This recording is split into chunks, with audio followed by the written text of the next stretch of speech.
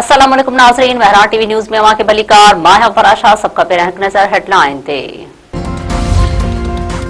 America ऐं Israel Iran मथां फिज़ाई हमला तेज़ करे छॾिया। तेहरान जे मेहराबाद एयरपोर्ट वेझो ज़ोरदार धमाको। हिकु सिनागोग मुकमल तौर ते तबाह। कर्ज़ में रिहायशी इमारत खे निशानो बणाए वियो। केतिराई माण्हू शहीद ऐं ज़ख़्मी थियण जो ख़दशो। इमदादी कार्रवायूं जारी।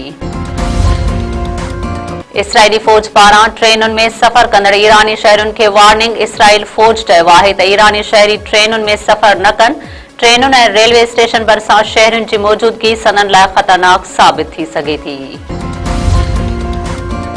अमरीकी सदर ईरान खे तबाह करण जी धमकी ॾेई छॾी। ट्रंप चयो आहे त ईरान खे हिक ई राति में तबाह करे सघूं था। शायदि उहा राति अॼोकी हुजे। ईरान खे ॾींहं लाइ अरबा 5 वॻे ताईं जी ॾिनल डेडलाइन हतमी आहे। ओल ऑफिस में प्रेस कॉन्फ्रेंस कंदे डोनाल्ड ट्रंप वधीक चयो आहे त ॻाढनि लाइ कुझु सुठा मुल्क टियाकड़ी करे रहिया आहिनि। अहिड़ो मुआइदो चाहियूं था जेको मूंखे क़ाबिल क़बूल हुजे। उमेद आहे त बिजली घरनि ऐं पुलनि ते बमबारी न करणी पवंदी, न त 6 कलाकनि में ईरान खे तबाह करे सघूं था। ईरान जे सुप्रीम लीडर मुज्तबा खामनई चयो आहे त जंगी ॾोहारियुनि जूं धमकियूं उन्हनि जी बौखलाहट आहे। प्लेन, बिजली घरनि, इस्पतालुनि ऐं स्कूलनि खे तबाह करण इंसानियत ख़िलाफ़ ॾोह आहे। पंहिंजे बयान में ईरानी सुप्रीम लीडर चयो आहे त बैन अल-अक़वामी इदारनि जो ख़ामोश रहणु अफ़सोसनाक ऐं बेहिसी आहे। पंजाब ऐं KPK समेत मुल्क जे मुख़्तलिफ़ इलाइक़नि में बरसात। वफ़ाक़ी गादी वारे शहर में तेज़ हवा सां गॾु वसकारो। रोडनि ते पाणी बीहजी वियो।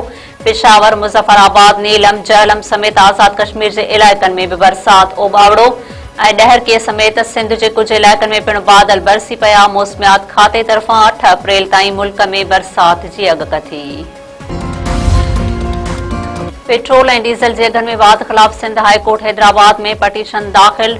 डिस्ट्रिक्ट बार एसोसिएशन हैदराबाद तरफ़ां दाख़िल पटीशन में वज़ीर आज़म, ओघरा, सूबाई सरकार ऐं ॿियनि खे धुर बणायो वियो। पटीशन में मौक़िफ़ इख़्तियार कयो वियो आहे त पेट्रोल ऐं डीज़ल जा अघ वधाए अवाम मथां सिधो हमलो कयो वियो आहे।